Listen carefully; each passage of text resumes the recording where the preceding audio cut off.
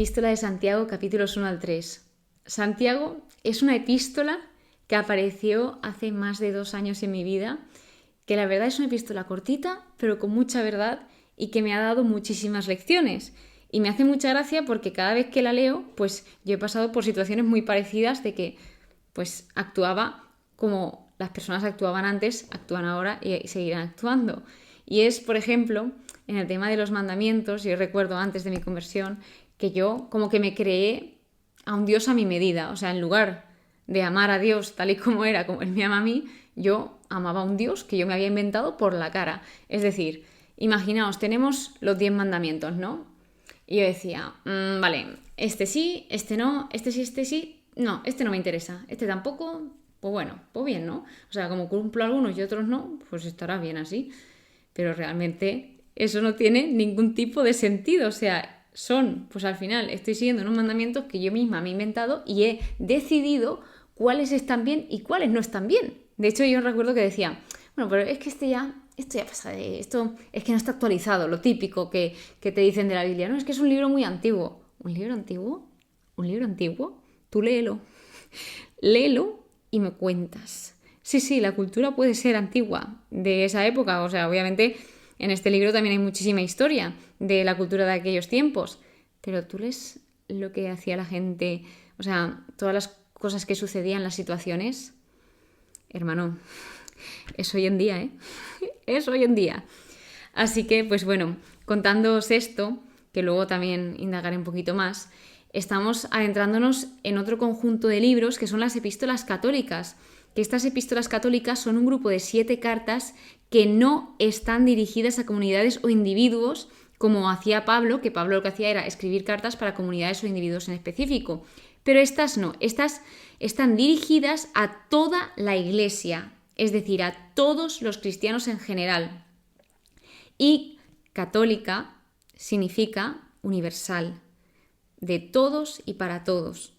Lo que hacen estas epístolas es fundamentar los sacramentos como la unción de enfermos y la confesión, refuerzan la tradición apostólica y la interpretación correcta de la Escritura, y también otra de las cosas que hacen es enseñar sobre la fe práctica, el amor y la perseverancia en la verdad. En términos más teóricos, si nos vamos a la definición más teórica, nos dice que son como breves exposiciones y sentencias doctrinales acompañadas de algunas normas prácticas con objeto de defender la pureza de la fe, amenazada por herejías propagadas en el seno de las comunidades cristianas por falsos maestros. Esto sucedía mucho y se nos advierte a lo largo de toda la Biblia de esos falsos maestros que vienen a engañarse y aprovecharse de nosotros. Por eso es importante que sepamos bien y que tengamos una identidad propia, que nos formemos, que estudiemos, que preguntemos, que indaguemos en aquello que nos preocupe. Es muy importante que preguntemos, incluso aquello que nos da vergüenza. O sea, busca una persona de confianza, busca a alguien a quien le puedas preguntar aquello que te inquieta, porque eso también te va a hacer crecer y saber. Por lo tanto, la epístola de Santiago, ¿quién es el autor? Pues es el mismo Santiago. Sabemos que la Biblia para él era familiar por cómo escribe la epístola. Se nota que es una persona que sabe las Escrituras. Santiago es el hijo de Cleofás y de María, la hermana de la Virgen. Entonces, Santiago era pariente de Jesús. Y bueno, puede haber alguna confusión porque en la Biblia el término hermano significa también pariente. No tiene por qué ser su hermano de sangre, sino que se puede estar refiriendo, como dice aquí, a su primo o a alguien cercano de su familia. Entonces, esta es una de las cartas más antiguas del Nuevo Testamento. Fue escrita alrededor del año 45 o 50 después de Cristo. Santiago viene del nombre Jacob, que es hebreo, y esta epístola se acerca mucho al género de la homilía, y los destinatarios son los convertidos del judaísmo, que pues esta carta también lo que pretende, aparte de darles claridad, es darles ánimo en medio de toda la persecución que estaban sufriendo. Estilo exhortativo y catequético, aborda temas prácticos de vida cristiana, como es el combate contra las tentaciones, la importancia de la oración y la confianza en la misericordia divina, y como os comentaba al principio, menciona con claridad el sacramento de la unción de enfermos. Sin embargo, su foco está en el comportamiento cristiano. Dicen que es el libro de Proverbios del Nuevo Testamento. Proverbios es un libro sapiencial del Antiguo Testamento, pues se ve que este tiene muchas referencias y mucha inspiración en este libro de Proverbios, por eso le llaman el Proverbios del Nuevo Testamento. Santiago fue un pilar y ejemplo en tiempos difíciles, fue un personaje muy importante en la Iglesia naciente, ya que fue obispo de Jerusalén. El libro de Hechos de los Apóstoles nos habla de él y el libro de Gálatas. Fue el líder de la Iglesia Madre Mesiánica en Jerusalén, en la primera comunidad cristiana, y en el contexto lo que estaban haciendo es soportar una hambruna, pobreza y persecución. Es un resumen de la profunda sabiduría de él, de Santiago, y tiene dos influencias principales. La primera, la enseñanza de Jesús, que se basa bastante en el Sermón del Monte. Si recordamos el Evangelio de Mateo, capítulos 5-7, pues allí Jesús da unas enseñanzas en el monte. Y luego también otra de su influencia, la acabo de comentar, que es el libro de Proverbios, especialmente los capítulos del 1 al 9. Entonces, esta suma, la enseñanza del monte y los proverbios, sería un igual a ¿qué trata esta carta? Discursos de sabiduría breves, llenos de metáforas y frases cortas. Así que bien, esta carta, como los llama ellos, a los que van dirigidos, son las 12 tribus de la dispersión, que son los cristianos de origen judío dispersos en el mundo grecorromano. Sí que es verdad que una cosa interesante de esto es que hay pensamientos y expresiones preferidos de Jesús que parecen proceder de la tradición oral más que de las enseñanzas escritas. Es decir, antes, cuando evangelizaban, no solían evangelizar a raíz de libros, eso vino un poco después. Generalmente cuando salían a evangelizar era de forma oral, salían a las calles a predicar, a hablar sobre el reino de los cielos, a hablar de Jesús, del Mesías que había venido. Y una palabra que se repite bastante en esta epístola es perfecto, que se repite hasta 7 veces. Y esto significa plenitud, o sea, lo que nos quiere decir con perfecto se refiere a plenitud e integridad, a vivir una vida completamente íntegra donde tus acciones siempre son consistentes con los valores y creencias que has recibido de Jesús. Una de las cosas que veremos es que lo que te hace hacer es elegir entre la confianza o la ansiedad. O sea, es algo que todos los días nos enfrentamos a ello. Si queremos elegir la ansiedad o la confianza, descansar en el Señor y dejar que el Señor se ocupe de todo aquello que nos preocupa. Así que bien, o sea, yo estos 3 primeros capítulos, lo que más me ha impactado y con lo que más me quedo es primero el cómo habla de esa felicidad y que les dice, cuando vengan tribulaciones, sentíos dichosos de ella, porque esto os va a enseñar mucho y esto es buena señal. O sea, claro, tú lo lees y dices, estos están locos, o sea, ¿por qué me tienen que venir tiempos difíciles para aprender? O sea, no, o sea, es lo último que quiero. Pero lo que le está diciendo aquí es que a raíz de esas tribulaciones, esas pruebas producen paciencia y la calidad de la fe es lo que también la produce. Y entonces esa paciencia ha de culminar en una obra perfecta. También otra de las cosas que te dice es, si tú careces de sabiduría, que es algo que también se centra mucho este libro, pídela a Dios con fe, sin vacilar. Es decir, no la pidas y ya está, sino si pides, pide con fe, que también otra de las cosas que nos enseña esta epístola es a pedir con esa certeza, con esa fe. Luego, otra de las cosas que así me ha llamado la atención es ya no solo leer la palabra, escucharla, sino aceptarla, recibirla en tu corazón y ponerla por obra. No te puedes contentar solo con oírla. De hecho, dice que cada uno sea diligente para escuchar y tardo en hablar y para la ira. Que esto es una manera de estar centrado en los demás. Y luego, cuando vuelvo a hablar de la palabra, es recibid con docilidad la palabra sembrada en vosotros, que es capaz de salvar vuestras vidas.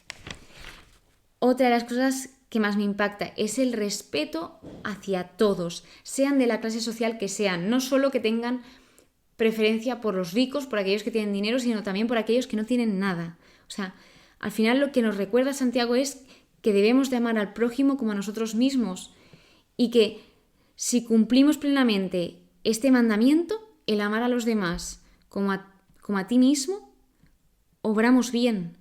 Pero en el momento en que hacemos acepción de personas, que es discriminar a los demás, cometemos pecado y somos condenados por la ley como transgresores. Y aquí es lo que os comentaba de eso de esta sí, esta no, esta sí, esta no, que es lo que hacía yo. Pues esto es lo que decía Santiago, que quien observa toda la ley pero falta en un solo precepto, se hace reo de todos, porque no tiene ningún sentido que diga, vale, no matarás, de acuerdo, no mato, pero estoy deshonrando por otro lado a mi padre y a mi madre.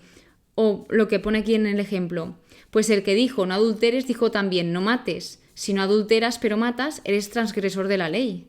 O sea, hablad y obrad tal como corresponde a los que han de ser juzgados por la ley que nos hace libres. Algo que también destaca, la ley da libertad y la ley fue creada para nuestra libertad, para que no seamos esclavos de nada. Y esto se nos ha dado toda la vuelta porque parece que si tú haces la ley eres esclavo de esa ley, pero es todo lo contrario. O sea, se han invertido los roles. Por eso también hay que estar muy atento y estudiar siempre y saber qué es aquello que está bien y qué está mal. Y aquello que es la verdad y que no es la verdad.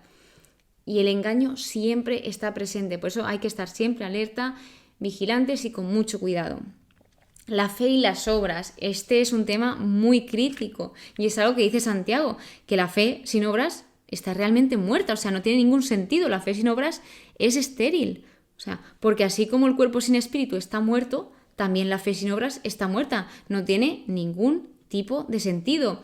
Y pone a dos ejemplos, que son dos ejemplos preciosos, porque, ojo, pone de ejemplo a Abraham, que es el padre de los judíos, y pone de ejemplo a una prostituta, que es Rahab.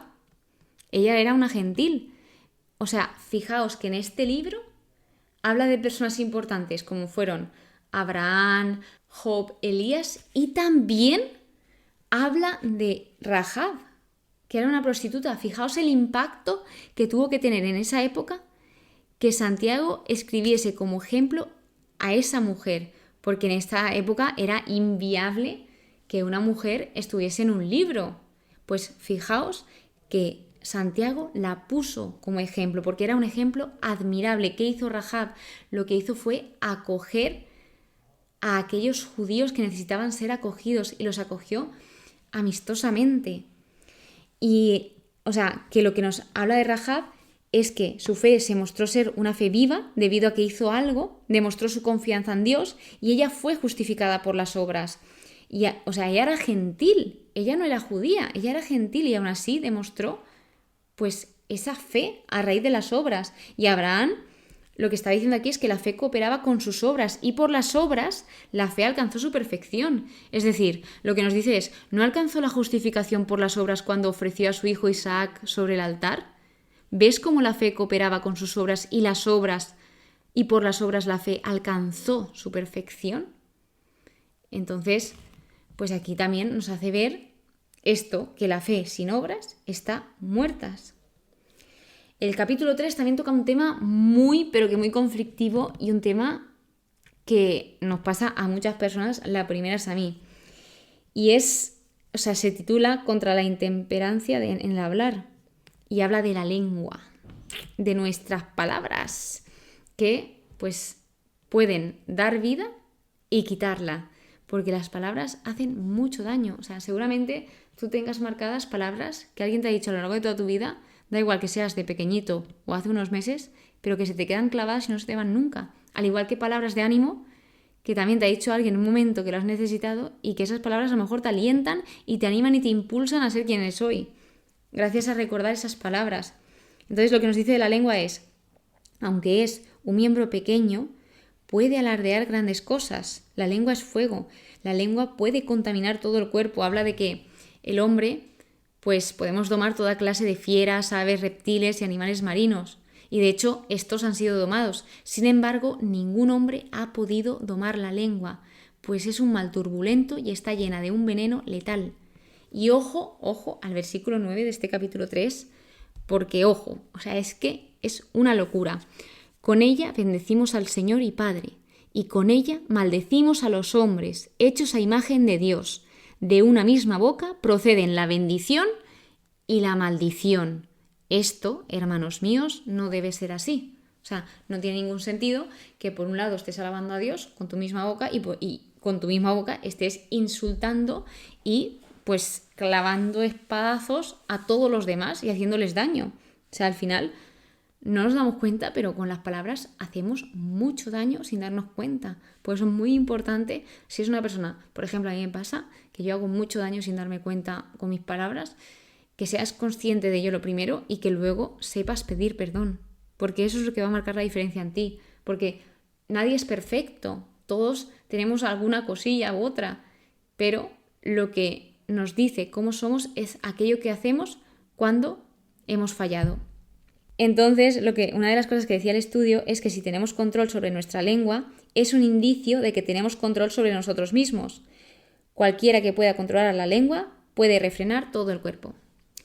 Y por último, el capítulo 3 concluye con la verdadera y la falsa sabiduría. Ojo aquí.